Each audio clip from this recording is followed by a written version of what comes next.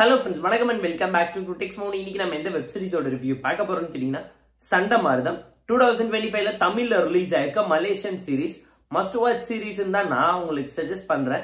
Historical drama பேசியிருக்கக்கூடிய நல்ல series. Season 1ல மொத்தம் 11 episodes இருக்கு. 7 எபிசோட்ஸ் இப்போ ஸ்ட்ரீமிங் ஆயிட்டு இருக்கு. ஃப்ரீயா பார்த்து என்ஜாய் பண்ணலாம். மீ வாட்ச்ங்கிற ஓடிடி பிளாட்ஃபார்ம்ல செக் பண்ணி பாருங்க. லிங்க் கீழே டிஸ்கிரிப்ஷன்ல தரேன். இந்த சீரிஸை டைரக்டர் முகமது அலி தான் டைரக்ட் பண்ணியிருக்காரு.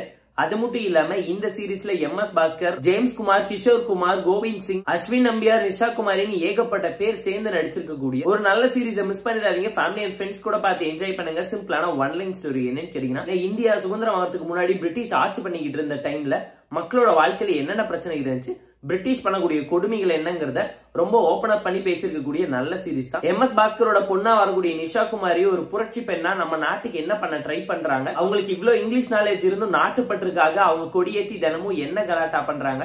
கூடவே அவங்களுக்கு கிடைச்ச பிரிட்டிஷ் வேலையை விட்டுட்டு சமுதாயத்துக்காக அவங்க சேவை செய்யணும், புரட்சி பேசி ஃப்ரீடம்காக அவங்க பண்ணக்கூடிய சம்பவத்தை அழகா காட்டிக்கிட்டு போயிருந்தாங்க.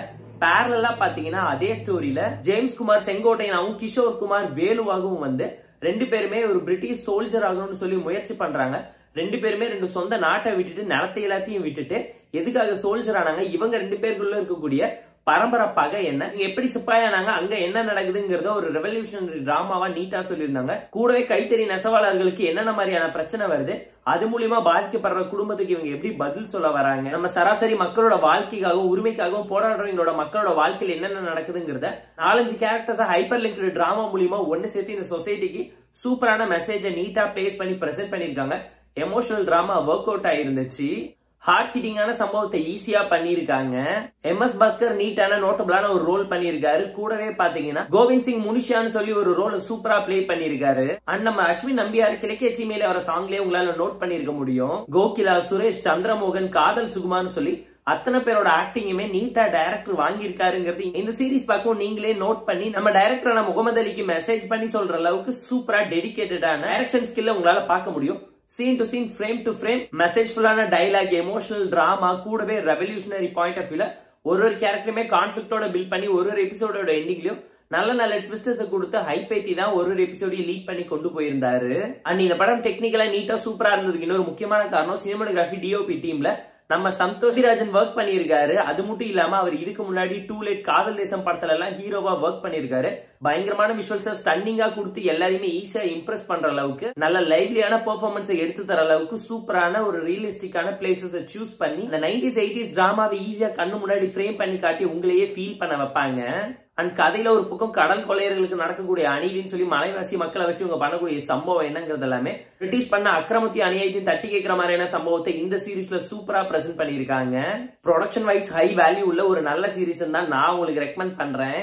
ஓவராலா ஸ்டோரியை பொறுத்த வரைக்கும் ஒரு நல்ல ஹிஸ்டாரிக்கல் டிராமாவை திரும்ப ரீக்ரியேட் பண்ணி ஃபீல் பண்ற அளவுக்கு எமோஷனல் டிராமா மெசேஜ் இந்த அளவுக்கு புரிதலோட எடுத்து ரெவல்யூஷனுக்கான ஐடியா கான்செப்ட் எல்லாத்தையும் ஈஸியா எக்ஸ்பிளைன் பண்ணி ஆடியன்ஸ் அக்செப்ட் பண்ணிக்க வச்சதே படத்தோட மிகப்பெரிய சக்சஸ் தான். டைரக்டரான முகமது அலிக்கு நான் ஒரு அப்ரிசியேஷன் தருவேன்.